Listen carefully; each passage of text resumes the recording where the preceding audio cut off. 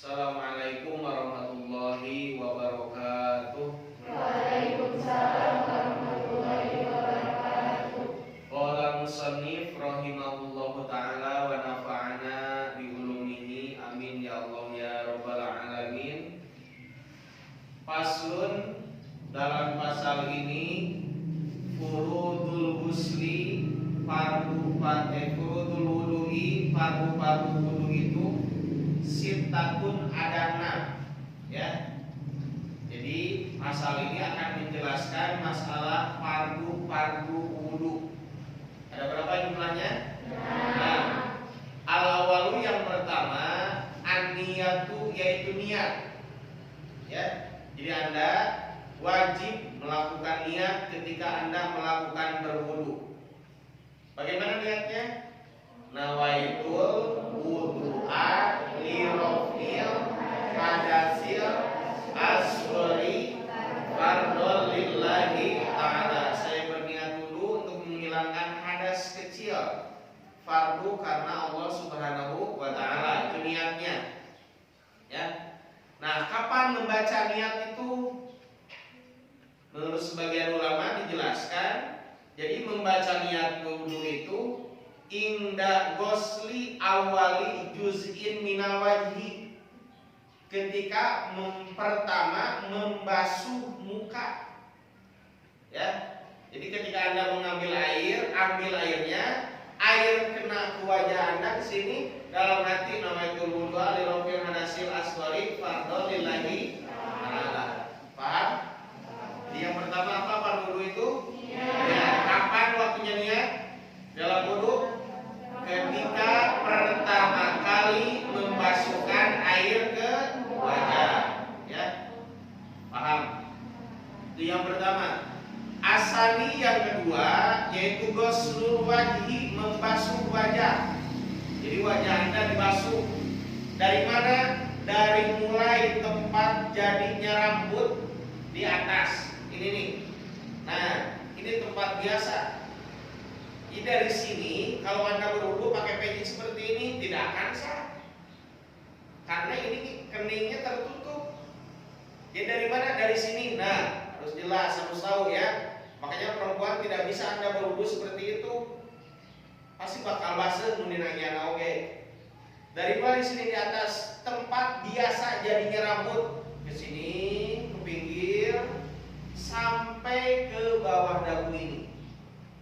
Punai jangotan tak wajib dibasuh. Ya, mencarang mau katingali umat. Wajib dibasuh, termasuk ieu tah kudu kabasuh. Paham? Jadi pertama kali itu niat wudunya, ambil air, nawaitul wudu'a li raf'il hadasil asghari fardhon lillahi ta'ala. Paham?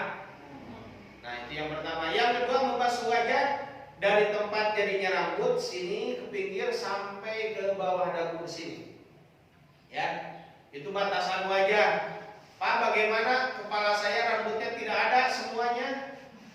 Atau mohon maaf, ada yang di sininya sudah tidak ada rambut, tapi di sini biasanya profesornya. Tahu profesor identiknya di kotak namanya. Nah, itu bagaimana? Apakah ada di sini dari belakang? Enggak. Tapi batasan normal, batasan biasa tempat mulai tumbuhnya rambut. Itu yang pertama, yang kedua ya. Nah, kemudian di yang kedua dan yang ketiga boleh membaca doa. Ada doanya, Allahumma bayyin wajhi yauma tabyaddu wujuhu wa taswaddu wujuh. Nah, itu sebetulnya ketika Anda tidak baca doa pun ketika membasuh wajah tidak jadi masalah. Karena yang wajib itu satu niat, yang kedua membasuh wajah atau muka. Ketika membaca doa dalam membasuh wajah yang kedua dan ketiga itu boleh. Sunat, bahkan sebagian ulama mengatakan kalaupun tidak jadi masalah, yang penting membasuhnya. Ya, paham? Asalisu yang ketiga yaitu ghuslul yadaini ma'al mirfaqaini, membasuh kedua tangan ma'al mirfaqaini disertai dengan sikutnya. Jadi ini sikut tak harus terbasuh. Ya. Menurut ulama biar meyakinkan kira-kira 3 jari dari sikut ini nih. Berarti sakit dah. Berarti ikut digeser ke sakit, berarti sakit dah. Terbasuh biar yakin. Ya. Ari bahasa dalam Al-Qur'an sebetulnya Faksilu wujuhakum wa aidikum ilal marafiqi, membasuh kedua tangan sampai ke sikutnya. Berarti dimulainya dari sini ke sini yang pas itu. Tapi menurut sebagian ulama yang penting terbasuh saja kedua tangannya sampai kedua sikutnya. Paham? Yang pertama yang mana dulu biasanya? Yang kanan. Berapa kali? 3. 1 kali sah tidak? Sah. Tapi baiknya sunatnya berapa kali? 3 kali. Pak mau baca doa lagi? Boleh. Ada doanya. Allahumma atini kitabi biyamini wa hasibni hisabai. Nah itu. Jadi ingin di hari kiamat dikasih catatan amal itu diambil oleh tangan kanan. Karena kalau diambil oleh tangan kiri atau mengambilnya dari belakang itu tanda orang yang celaka. Tapi kalau diambil oleh tangan kanan atau dari depan itulah tanda orang yang akan selamat. Itu ya 3 kali. Kemudian yang kiri berapa kali sama? 3 kali. Ada doanya. Allahumma la tu'tini kitabi bisimali au mirwarai zohri. Ya. Jadi berharap jangan diberikan kitab kita dari tangan kiri atau dari belakang kita. Karena itu tanda orang yang akan celaka ya. Tapi tidak akan bisa protes, itu sudah otomatis.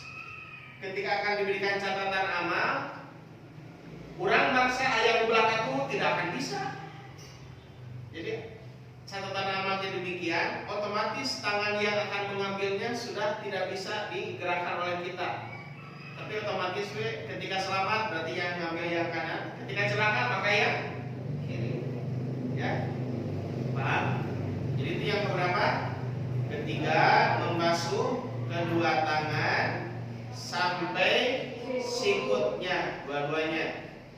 Ar-rabi'u yang keempat, mashu syai'in, mengusap sesuatu minar roksi dari kepala. Nah, ini bahasanya mengusap kepala, awas. Bukan mengusap rambut. Artinya ketika Anda perempuan rambutnya panjang, ketika wudhu Anda mengusap rambutnya saja itu tidak sah. Ada rambutnya panjang pak, dia dibedol, dia ngapain kan diusap ke tunggung rambutnya, sah tidak?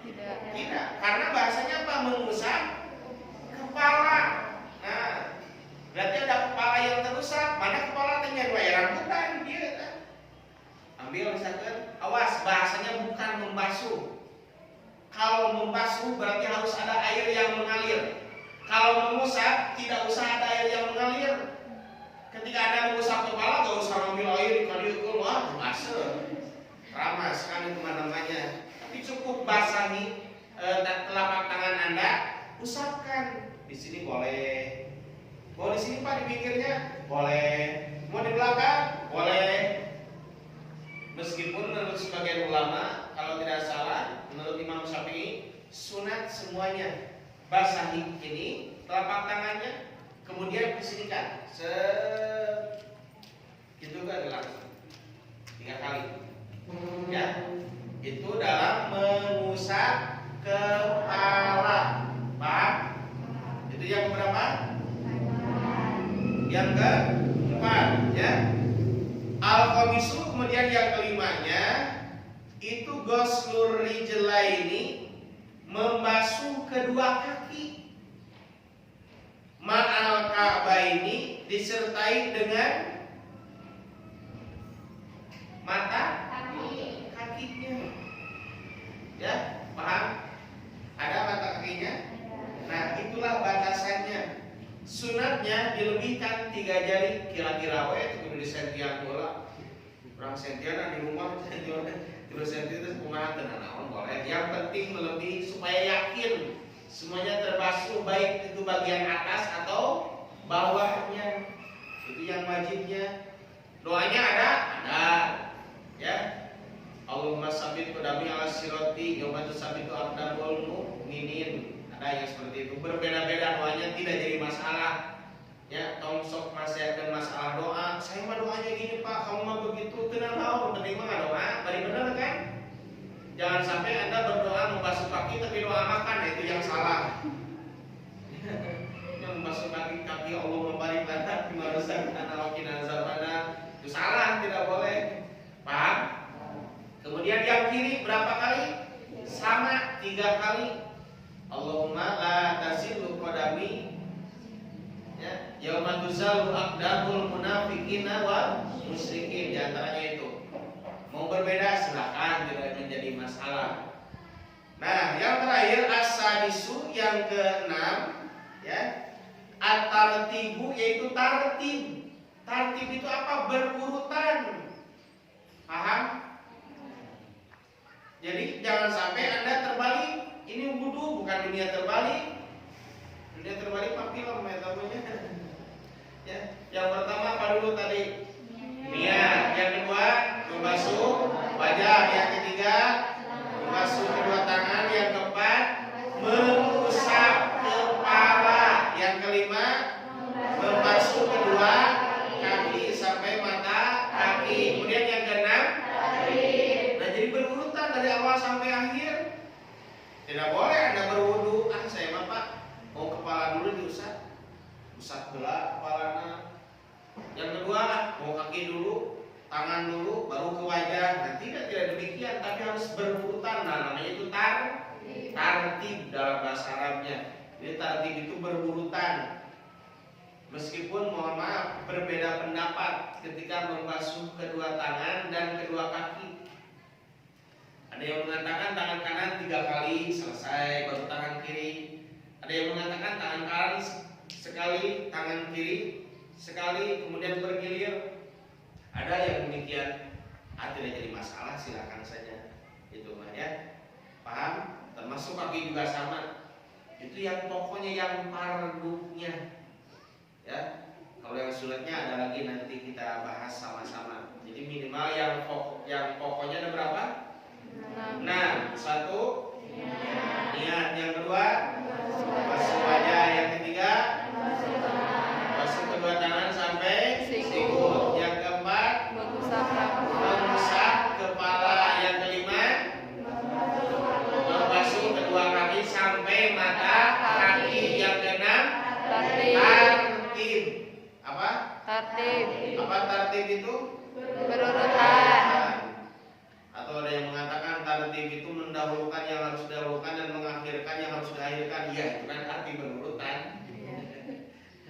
Tapi kadang-kadang seperti itu dikalimatkan dulu panjang tujuan namanya kan sama. Ya, mendahulukan yang harus didahulukan dan mengakhirkan yang harus. Udah aja berurutan dari awal sampai akhir, selesai kan? Ya, paham? Nah, itu tentang wudu. Sebenarnya masih banyak lagi yang lainnya. Nah, yang kedua kita bahas tentang sholat. Oke, di sini dikatakan, ya, faslun. Ada satu pasal, azarus sholati, uzurnya sholat itu isnani, ada 2. Yang pertama an-naumu, ada yang disebut dengan tidur. Yang kedua wanisyanu, yaitu lupa. Jadi kalau Anda tidur dan lupa, tidak sholat, tidak menjadi masalah. Tapi harus dipikirkan tidur yang bagaimana dan lupa yang bagaimana. Ya. Kalau Anda tidurnya jam 12 pas sudah azan, baru tidur lupa tidak sholat zuhur, itu jadi dosa. Tapi kalau Anda tidurnya jam 11, tidak ada yang membangunkan sama sekali, bangun-bangun jam 3:15 sudah waktu asar, itu Anda tidak berdosa. Karena tidak sengaja. Kalau ada yang membangunkan, Anda tidak bangun, nah itu yang berdosa. Paham? Contoh, Anda lupa dalam sholat, misalkan tidak sholat, saya kira hari ini tidak sholat, wah bahaya, berarti sudah lupa ingatan. Ya, sebetulnya ketika Anda lupa tidak menjadi masalah. Hanya Bapak takut ada salah satu hadis Nabi, man nasiya as-sholata faqad nasiya thoriqan ilal jannah. Barang siapa yang lupa sholat, maka sebetulnya dia lupa jalan ke surga. Ya, ketika Anda tadi lupa, rada bahagianya. Tapi lalu disebutkan Anda lupa sholat berarti sama dengan lupa jalan ke surga, bahagia. Nah itu yang jadi masalah. Kalau kita lupa sholat berarti lupa jalan ke, berarti mau ke surga berarti hengkong. Alhamdulillah ya. Jadi uzurnya sholat ada berapa? Dua. Satu tidur. Yang kedua lupa. Tahu ya tidur yang bagaimana dan lupa yang bagaimana. Kalau sengaja melupakan ya, bukan lupa, tapi pura-pura lupa biasanya, ya paham? Apalagi perempuan, makanya harus segera ketika datang waktu sholat langsung sholat. Pulang ke heula, nyeblak heula, wah, heula kami ayam heula, kapas heula, guru datang haid itu kan, jadi 30 sholat, makanya harus gercep kalau perempuan mah, gerak cepat. Laki-laki tahu apa? Orang apa? Oh itu pengecualian, ya. Yang nggak dosa, saya benar-benar bikun makan asli ya teman. Mun pura-pura bikun dosa. Ya, kamu pura-pura bikun, apalagi perempuan, bisa jadi bikun tidak bahaya. Ya, terus paslon pasal ini akan menjelaskan surutus sholati, syarat-syarat sholat. Nah, awas, ada syarat, ada rukun. Kalau syarat itu sebelum melakukan sesuatu namanya syarat. Contoh, syarat sholat harus wudhu dilakukannya kapan? Sebelum. Nah itu syarat. Kalau rukun itu dilaksanakan dalam melaksanakan suatu ibadah. Nanti ada ke depannya ya. Nah apa saja syarat sholat itu? Sama niatun jumlahnya ada 8. Yang pertama toharatul hadasaini, suci dari hadas 2, yaitu hadas kecil dan hadas besar. Paham? Hadas kecil apa? Buang air kecil, itu hadas kecil. Kalau hadas besar? Haid, nifas, junub. Kalau sudah menjadi suami istri kan? Kalian mah belum. Mungkin. Kurang kayak itu soal junub. Paling kayak teman-teman mimpi junub ya, mimpi indah. Tahu mimpi indah? Wah, banget. Mimpi indah itu mimpi bersama indah ya. Tidak lagi itu ya, paham? Paham. BAP itu ada kecil ya, termasuk ada najis. Nah, tidak boleh, harus suci dari 2 hadas. Yang pertama hadas kecil, yang kedua hadas besar. Kalau hadas kecil dihilangkan dengan apa? Wudu. Kalau hadas besar mandi. Dengan mandi besar. Atau mandi wajib boleh. Makanya dalam bahasa Arab ada istilah goslu, ada guslu, itu beda. Kalau goslu itu mandi biasa, kalau guslu itu mandi besar atau mandi junub, hadus disebutnya. Ya, paham? Ini kita bahas ya. Yang kedua, wa toharatu anin najasati, suci dari najis. Nah, contoh pas ketika Anda mau sholat, Anda lihat di sini di baju Anda ada tai cacat, maka tidak bisa dipakai. Kenapa? Ada najisnya. Ya, paham? Ketika sholat ada kotoran cicak, so langsung pas tahiyat ya bu katanya. Pas tahiyat, kan itu kan itu orang sholatnya. Tapi balikan lain tidak tahiyat, awas tinggi. Lebih satu di continue ya teman. Pak tadi dapat tapi pas tahiyat pak, yang berarti tahiyat dewe-nya tidak bisa. Ya, batal ya temannya. Makanya kudu dipaehan cacat teh. Nah, bisi kitu tah bekas beuleun cacat. Sunat kan membunuh cacat, sunat. Kenapa sunat? karena cicak adalah salah satu hewan yang berteriak ketika Nabi bersembunyi di Gua Hiro. gua. Ya. Cak-cak biasanya kan mengenai cak-cak di sana biasanya mah ada orang, nah itu si cak-cak beripakan sunat. Ya. Pisau yang ada di baju, di pakaian kalian, ya, wal badani atau di badan. Bete nincak di kotok, nah, umah heula di kotok, nah, dibawa ke masjid dan jadi kotor mana sejadahnya. Itu berarti. Wal makani dan juga tempatnya harus bersih. Makanya mun aya masjid dikunci tong makasih uzon bisi di sekitar masjid bahaya, ya, atau ada hewan-hewan yang lain termasuk kucing juga jangan masuk ke masjidnya. Bisa apa kan nggoler pipis ya kucing nya. Nggoler mah sarua jeung jelema kan sok nggoler. Di masjid kan gerak we ada di manusia mah pipisnya. Ya, paham? Jadi yang kedua apa? Suci dari najis di mana? Satu, pakaian, yang kedua badan, yang ketiga tempat, ya. Yang keberapa? Kedua itu ya. Yang ketiga, wasatrul aurati, menutupi aurat. Nah, dari mana? Kalau laki-laki auratnya baina suruh wa rukbah, di antara pusar dan dua lutut. Jadi kalau laki-laki pakai sarung ngungkur salat nanti, tapi sarungnya di dia luhureun bujal. Tapi hadapan lutut secara hukum sah. Tapi secara hukum adat ngerakeun. Ya, bawa ka era kemudian. Ini kalau salat itu kan menghadap ke siapa? Menghadap kepada Allah Subhanahu wa taala. Paham?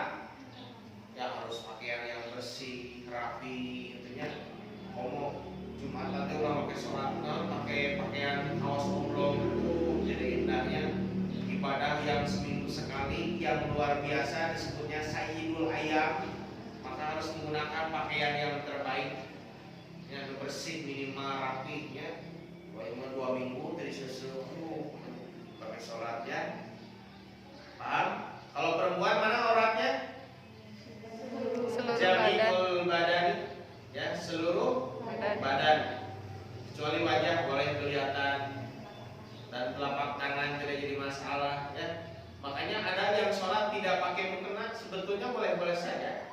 Yang penting wajahnya yang kelihatan, kemudian telapak tangan. Ada yang membolehkan ke atasnya, tidak menjadi masalah. Kamu pakai mansenbang lebih tertutup kan? Ya, tapi awas ini dagu tidak boleh kelihatan.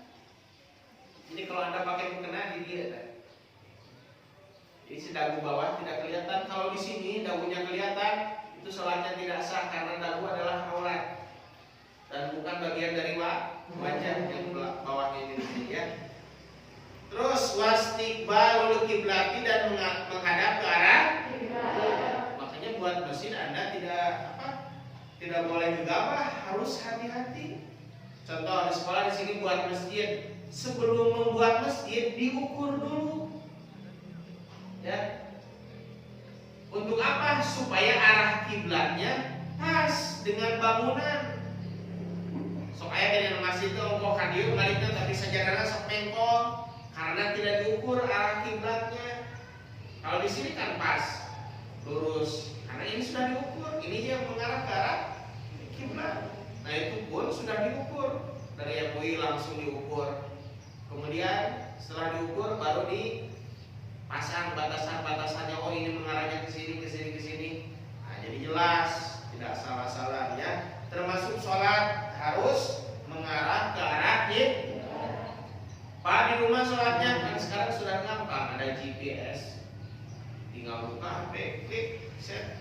Oh iya, menghadapnya ke sini sedikit, misalkan agak nyerong. Ulah, pasti menyeronglah tempat umum, tidak pasti. Bisa jadi ke kiri, bisa jadi lurus, dan lain sebagainya, ya. Paham? Yang selanjutnya waduhulul waktu, dan sudah masuk waktu. Nah, tidak boleh kalau belum waktunya. Cek gas sepak, mumpung salsi gas bareng sholat duhur itu 11:30 we.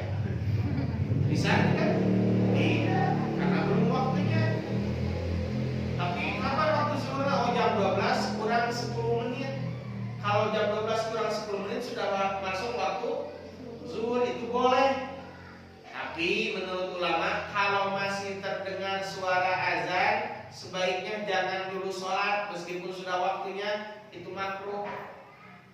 Ya, beres azan baru sholat, gitu.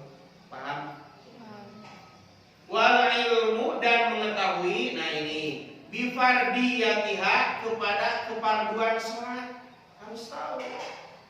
Nanti ada pembahasan ada rukun sholat dan lain sebagainya, ya. Paham? Harus tahu mana yang fardu, mana yang sunat. Yang fardu yang harus dilakukan, kalau sunat boleh dilakukan, boleh tidak, tapi sebaiknya dilakukan, itu yang sunat, ya. Wa alla ya'taqida, dan tidak boleh mengintikadkan fardhon, satu fardu sholat min furudiha, dari fardu-fardu sholat itu sunnatan, terhadap sunat. Anda meyakini fardu sholat itu hukumnya sunat, nah itu batal sholatnya, tidak bisa, tidak sah, ya. Paham? Wajtinabul mubtilati, kemudian yang selanjutnya adalah menjauhi hal-hal yang membatalkan. Paham? Jadi semua yang membatalkan sholat dijauhi supaya semuanya benar dalam melaksanakan ibadah sholatnya. Nah, di sini dijelaskan ada dua hadas. Al-ahdasu isnani, hadas itu ada dua macam. Yang pertama asgharu, hadas kecil. Wa akbaru, yang kedua hadas besar. Fal asgharu, adapun hadas kecil, ma aujabal wudu'a, yaitu hadas yang mewajibkan kepada wudu. Anda selesai kencing, maka kalau mau sholat wajib berwudu, itu hadas kecil, ya. Wal akbar, dan hadas besar, ma aujabal ghusla, yang mewajibkan kepada mandi besar. Contoh, perempuan selesai haid wajib mandi besar, selesai nifas wajib mandi besar, selesai misalkan melakukan hubungan suami istri wajib mandi besar. Itu hadas besar, ya. Paham? Terakhir, al-auratu, orat-orat itu arbaun, ada 4. Nah, yang pertama auratul rajuli, auratnya laki-laki, mutlakon, secara mutlak. Wal amati, dan amat. Amat itu budak belian. Kalau zaman dulu ada, ya, sekarang tidak ada sebetulnya. Bis sholati, di dalam sholat, yaitu ma baina surati wa rukbati, di antara pusar dan lutut. Jadi yang tadi kalau kurang tadi kau sang-sang misalnya sholat tiis, yang penting mainnya ya tertutup pusar, kemudian di bawah ini lutut, sah secara hukum, ya. Wa auratul hurrati, adapun aurat perempuan yang merdeka. Nah, kalian ini bisolati, di dalam sholat adalah jami'u badaniha, seluruh badannya, masiwal wajihi wal kafaini, selain daripada wajah dan dua telapak tangan. Itu aurat kalian. Paham? Ya. Wa auratul hurrati, adapun aurat wanita yang merdeka, wal amati, dan amat, indal ajanibi, ya, di hadapan orang ajnabi, yang boleh dinikahi ajnabi itu jami'ul badani, yaitu seluruh badannya. Ini debatable, ya. Menurut ulama sama, kecuali wajah dan telapak tangan. Makanya perempuan sekolah pakai siput supaya rambutnya tidak terlihat, pakai manset supaya pergelangan tangannya tidak terlihat. Gimana aja kalau ditilokkan dengan ininya, dengan bajunya, ya. Padahal mah kuduna dipanjangkan dan ditilokkan. Bawahnya pakai kaos kaki supaya tidak terlihat, karena kaki adalah aurat. Perempuan mah lebih intensif lagi, ya. Terus wa inda maharimiha, dan di hadapan mahramnya. Mahram itu yang boleh dinikahi, yang tidak boleh dinikahi, mahram. Wa nisai, dan di hadapan perempuan, sesama perempuan, yaitu ma baina surati wal rukbati, di antara pusar dan lutut. Ya. Contoh Salma di dalam rumah hanya menggunakan apa? Pakaian dalam saja. Ya, misalkan tiis pakai sarung, misalkan kalian sampai ke lutut. Yang lain tiis, tenang. Kalau yang ada hanya mahramnya saja, hanya adik atau kakak, ayah atau ibu. Mohon maaf, secara hukum tidak berdosa. Tapi balik lagi, secara hukum adat lebih baik jangan demikian. Isi mengandung atau menggugah hawa nafsu. Kan setan itu menggoda kita dari berbagai macam penjuru. Ya, paham? Itulah fardu sholat. Ya, jadi yang dapat Bapak sampaikan pada pertemuan kali ini. Mudah-mudahan bermanfaat ilmunya. Allahumma arinal haqqo haqqo warzuqna tiba'ah wa arinal batila batila warzuqna jtinabah. Ya Allah, tunjukkanlah kepada kami yang benar itu adalah benar dan berikanlah kami kekuatan untuk mengikutinya. Dan tunjukkanlah kepada kami yang batal itu adalah batal atau batil dan berikanlah kekuatan kepada kami untuk menjauhinya. Amin ya Allah ya Rabbal